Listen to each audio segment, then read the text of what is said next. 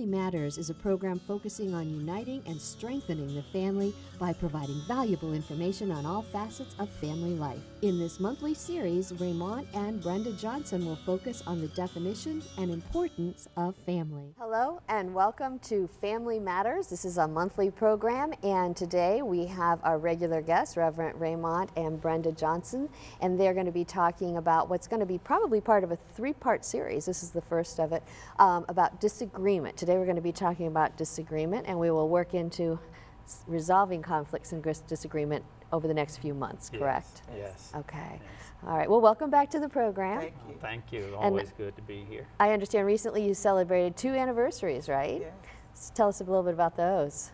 Well, we celebrated 34 years of marriage yesterday, 25th of September. So that was great. We had a great weekend, beautiful weather. So we just enjoyed spending some quality time together. Then our church anniversary, 2 years back here in Alliance after being gone for 30-something years. So we're excited about that also. Right, and I saw that there was an advertisement in the paper for that. So congratulations on your ministry there. All right, so disagreement. I think we all kind of have our own idea what that means, but go ahead. Share that with us. Well, there's one thing about some of us old enough can remember many years ago when the LA riots, and remember Rodney King, and when they were interviewing him, he made a statement, can't we all just get along? You know, that would be nice, but the fact of the matter is we can't all just get along, right? There's going to be disagreements. A disagreement, simply we just don't agree. We have differing opinions about something. Now, in the normal course of life, when we disagree on something, we have differing opinions. Normally, we can just agree to disagree, or sometimes we come to a point and we reason together and we come to a point of agreement. But most of the time, okay, that's what you think, that's what I think, who really cares, and we just move on. But sometimes disagreement moves into conflict. And we're going to have disagreement and conflict. We know in relationships, right? Whether it's in marriage, siblings, countries, right? You know, there's always disagreements that are going to happen, and then they roll into conflicts. Marriages, you know, it can roll into a conflict, and then a conflict is taking it to another level. And I'll just read here, Webster defines conflict as a serious disagreement or argument, to be incomparable or at variance, to clash. Okay. So now we have a clash, and we see people many times, they get into disagreements, they get into conflict, they get into clashes about irrelevant things. We have highway road rage, and in the next one we'll talk about what's in people that cause them to have disagreements that go into conflict. But there are some, what we would call some foundational things, and a gentleman named Spencer Greenberg wrote an article, and we'll use it sort of as our guide, 7 causes of disagreement. So why is it that we disagree? And if we can understand, generally speaking, why we have disagreements, maybe it can help us understand other people and not disagree as much, or, you know, agree to disagree. One of the things we look at first is facts. People look at facts in different ways. So what's a fact to you and what's a fact to me is totally different. And that can be based on what have we been exposed to? What have we studied? What have we learned? What is our culture? Who do we trust that's Who do we telling us the trust fact? that's telling us in this political, you look at politics right now, if you look at Republican, Democrat, and whoever's in the middle, they'll all give you facts. We have countless commercials, right, giving us facts. And one will give us a fact about the other, and then a commercial will run immediately that counteracts what was supposed to be a fact in the other. But if we are looking at it and you think one thing's a fact and I view another thing as a fact, then we can end up in a disagreement. Because I can say, well, you have your facts wrong. No, you have your facts wrong. Here we go. So then we get into a disagreement, and we could actually end up in a conflict. And when you get into conflict and you get in a clash, what kind of things start happening? Name calling. right? Right. You know what I mean? You Right. start name calling. Emotions get stirred up. Have you ever seen that? People get yeah. And people begin to take it as a personal attack. Right. When really it's the opportunity to learn about each other. It's the opportunity to learn some new facts, maybe, if you're open to it. But a lot of times people take it as a personal attack and they become angry, and then from there it escalates to go to a place where it shouldn't have to go. And we see that all the time, you know, where it doesn't matter. So facts, how we define things, what are facts, who do you want to believe, who do you want to trust? Another thing is definition. How do you define? You know what I mean? We could have 10 people in the room and we could say, lift your hands to God, and all 10 of them could have a definition, a different definition of who God is, what God is. Is there a God? You know what I mean? Everyone can have a definition of that. And because we have these issues with definitions, that causes disagreement. One of the things I say at church all the time, the power to define is the power to fulfill. So when I'm teaching, and as a former educator, and Brenda as a former educator, we make sure that we give, if I use a word, I'll say, this is how I'm defining this word. Because idea, if I just give the word, everyone in there would have their own mental definition of it, right? Right. You know, Yeah. I use this all the time. So that at least gets everybody on the same page. We're to on the start. same page. You know what I'm talking about. Maybe you don't agree. Maybe you would define it differently, but since I'm the one having and controlling Leading the conversation, we have to go with your definition. we'll go with my definition. When you're the one leading the conversation, we can go with your definition. Okay. But that gets everyone on the same page. But if we just throw a term out, it's sort of old school, deuce and a quarter. If I use the term deuce and a quarter, what would you think? I've heard that before. You use that? You put me on the spot. I mean, just what would, you know. Now, you might not think of it, but deuce and a quarter, if I was to say deuce and a quarter to your husband, he had a construction background, he would think it was a quarter-ton piece of equipment. Okay. If I say deuce and a quarter, someone from my culture and grew up with me, they think it's an Electra 225 Buick. Okay. That was my first car, was a deuce and a quarter, right? You know. Okay. I say it to one of these young people, and they might think $2.25, right? You know. Yeah. So it's all different, but all right. They're all right. It's not like it's wrong, but if I don't clarify what I'm talking about, we can be having a conversation. And we're actually having two different conversations because we're not defining. I don't know if you want to add anything to that. That's true. Because it also depends on where you've been and what you've been exposed to also. There's a lot of things that I did not know, and I learned once I left home. So when you go and you leave where you grew up, you learn a lot of different things. You learn a lot of different definitions and terms that you didn't know. Certainly when you go to college.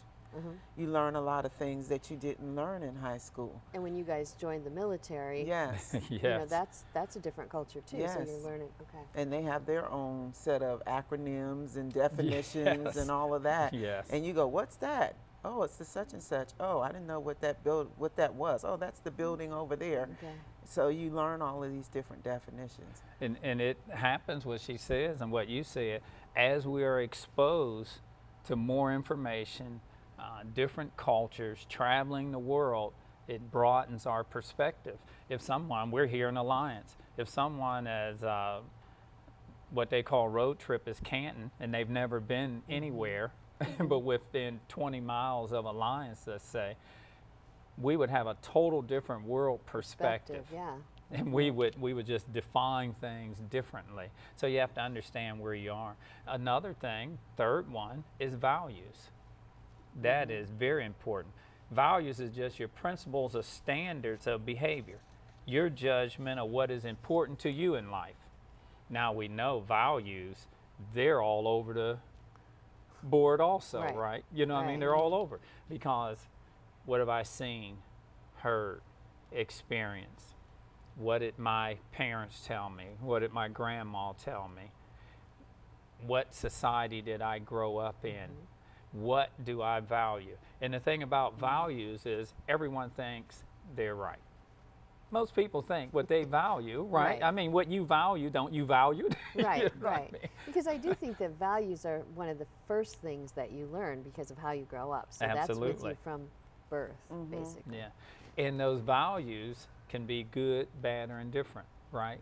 And our values, because your parents might have taught you to value certain things. They might say value family, value the environment. You know what I mean? Value, take care of these things. These things are valuable. Someone else say, I care less about the environment. I just throw my trash out the window. I don't care about littering. Who cares? That's not important. You know what I mean? What I value is I just need to make sure I eat today and whatever. You know what I mean? That's what I value.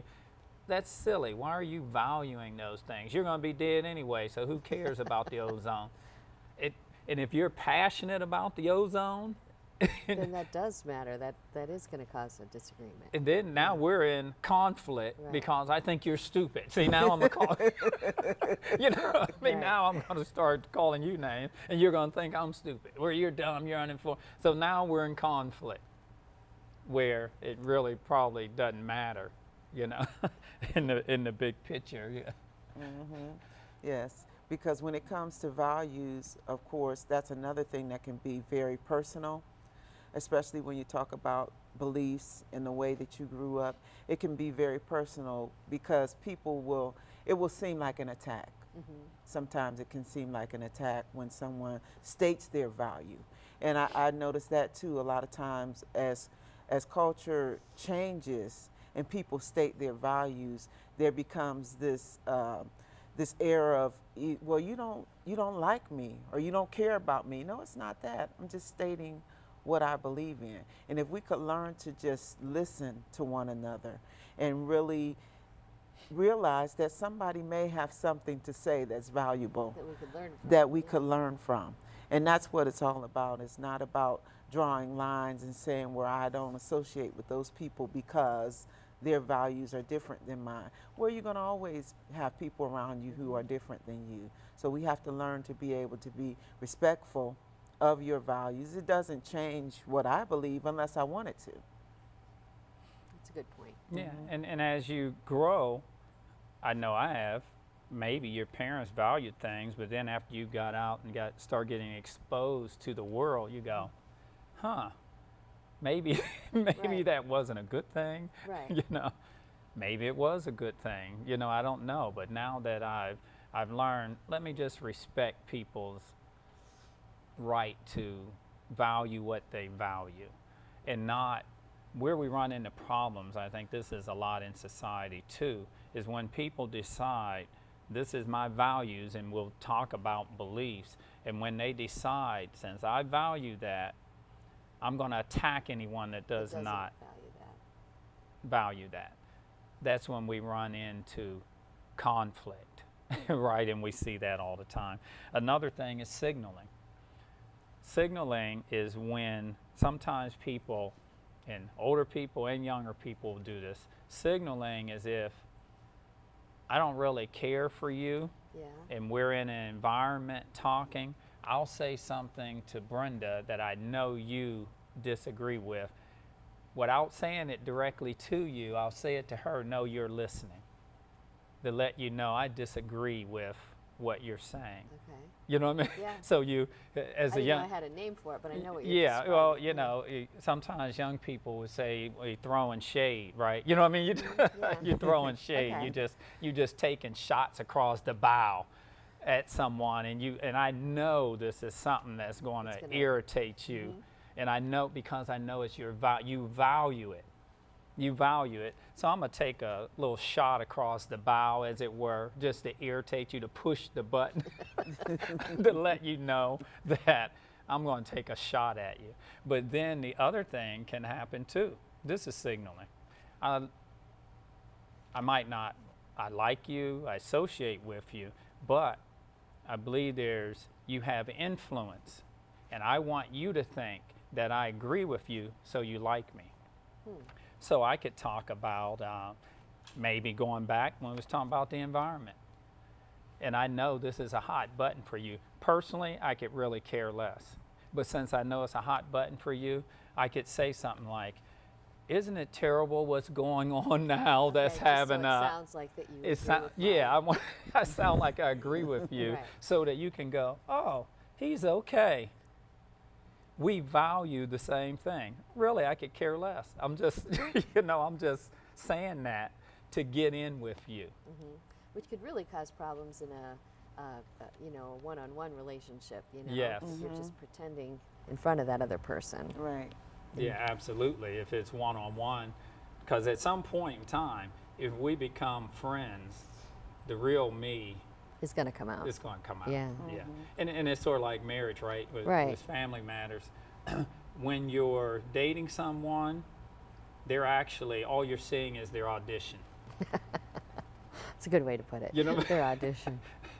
Because when you go to audition or you go to interview for a job, you're putting forth your best. Uh-huh. You want them to see how you, you're always on performance. Mm-hmm. But then you get married, right? Cut. And you on your and you find out, wow, they were just auditioning. Right. Now I get to, their breath does stink in the morning, right? You know what I mean? So, anyway, that's signaling. I don't know.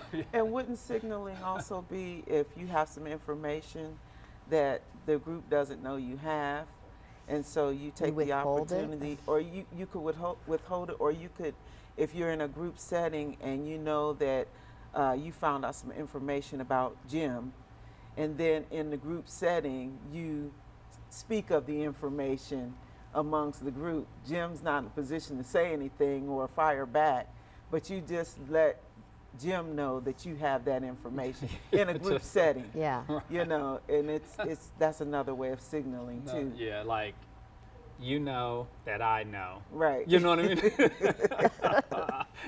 Now we will probably have a discussion about this later. Right? You know what I mean? But I'm gonna throw it out in this group because I know I feel now safer right now. I'm safe. Yeah. I know you can't come after me, as it were. Okay. So these are, again, disagreement. Now Jim's over there boiling, right? You know what I mean? Like, I'm gonna get you later. I'm gonna get you later.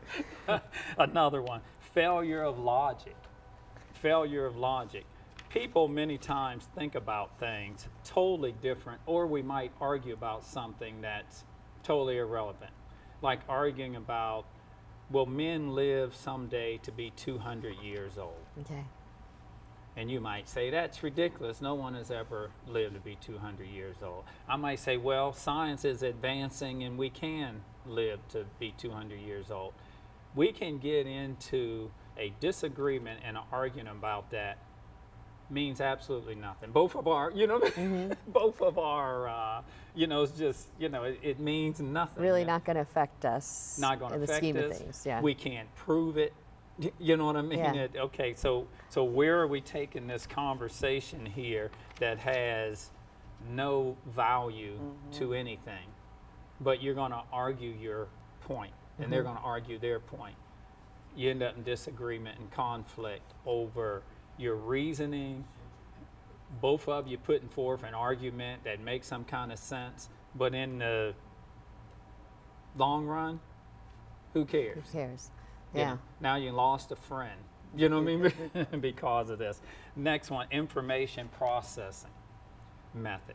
I think this is important. You want to talk about this some about how people learn and all of that comes into play. Talk about that some. Yeah, sometimes when you have one person who processes information quickly, and then you have maybe their friend who doesn't process it so quickly, right. Or even in a learning setting.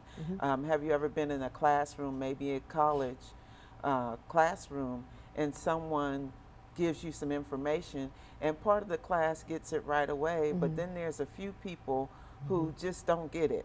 Right. Well, the people who got it right away are ready to move on. Yeah. Right. And the other people who didn't get it are going, why don't you understand that? I'm ready to move on. And that can cause disagreement. It can cause conflict when really you have to understand that everybody doesn't process information at the same speed or the same way. Something that the person acquires right there when it's given, it may take someone else a few days to go home and look at it to receive that same information. And we call that here learning style. So everybody has a different They learning have a style. different learning style. And one of the things when I used to teach, I used to start off every year with my new students, and I would have it from previous, but I would just do all my students. We would do a learning styles survey. Okay.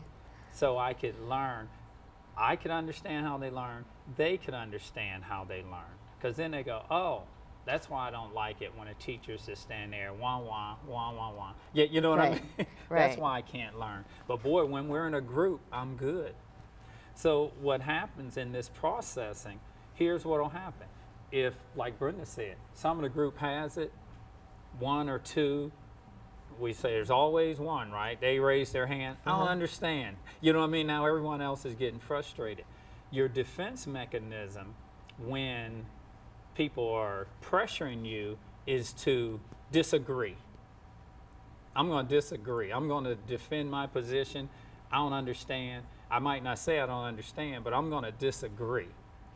Then some people, what they will do is they will go along to get along. So even though they didn't get it, they go, okay. What do we always tell students in a classroom? The worst question is the one not asked. Not asked, yep. So we're better off for you to admit you didn't understand than for you to go, okay. Then I give you a test and you fail. Just let and it you keep go, getting worse and worse. And you go, I didn't understand. I go, why didn't you say something? I felt pressure from the room that if I said something, they would think I'm what, dumb. Right, right. And depending on your personality, you don't want people to think you're dumb, so you don't say anything. But some people's personality is, I don't care. I'm going to say, you know what I mean? I don't get it, and I'm going to defend my position. So information processing method. Last one is our default and beliefs. Beliefs is just your trust and your confidence in something or someone. And it goes back to what you've seen, you've heard. It's sort of like values, Sort of like right? values, yeah. Yeah, very similar to values in your belief system. You know, and I always talk about at church our BS, our belief system, right? You know, in your belief system, it can definitely change. You know, it from what you were raised with, from your parents, parent, whoever, you establish a belief system that you held near and dear. But then you might grow up, you might have, you know, as a pastor, you might have a religious experience. And it changes your whole belief system. Change your whole belief system. And you go, wow, what I believed there, I was raised up. We never went to church, so I didn't believe there was a God. Now all of a sudden I've been exposed to information, I believe there is a God. So and now that I have to learn you about in disagreement with your family. Right, right. Absolutely. And where you get dealing with religion is you can sort of pick it. If someone was raised up Hindu and all of a sudden they got exposed to Christianity and they decide to change their belief system from Hindu to Christianity. Or if they were, or if they were raised, you know, Christian and all of a sudden they wanted to be, you know, Buddhist or something. Change your belief system because now all of a sudden you got exposed to different information. Big fight, right? And we can hear about in some families and countries where they will disown people, someone because they changed their belief system from what they were raised to believe. So looking at these were just 7 things, general things we looked at, dealing with how we can end up in disagreement. And now this is meant to inform, right? Right. If so now we get in a conversation with someone and they're disagreeing with us, we might go, oh, okay, they just have a different value system, so I'm going to let that go. So if we understand that they're not just disagreeing with us, it's because of all these other things that might go into it. All of these other things play into their disagreement, you know, and it's not like it's going to be one or the other. It can be, obviously a mix of all of them, your beliefs, your values, your, you know, are you up to something, and you know, all of these things play in. So if we educate ourselves, we can do that. on the next show, what we want to talk about, yeah, this is in general. What is it about our own character that may cause us to end up in more disagreements than other people? Because disagreements bother some people more than others. Some people can just do it and be done, and then other people, it eats at them. Eats at right? them. Their personality. Yeah. Everything, as Brenda alluded to earlier, everything is personal. Yeah. What is it about you? Okay. You know what I mean? Maybe the problem, if you get in a disagreement with 90% of the people you encounter, maybe you know, maybe you're the problem, you know what I mean, and not the 90%. And we all know people like that, right? We know them. Yeah. So we want to look at that and see, as people take an introspective of themselves, to see, maybe I need to change. Okay. Well, good information, and at least it's kind of hanging for next Yes, month. yes. So excited to have you back in October then for that show. So, all right, anything else that you wanted to add today before we close? Closing? No, I think we sort of said it all. All right. Well, thank you so much for being here, and stay tuned as we move deeper into this discussion about disagreement and conflict and resolution. So stay tuned for more Family Matters. I'm Kyle Schwartz.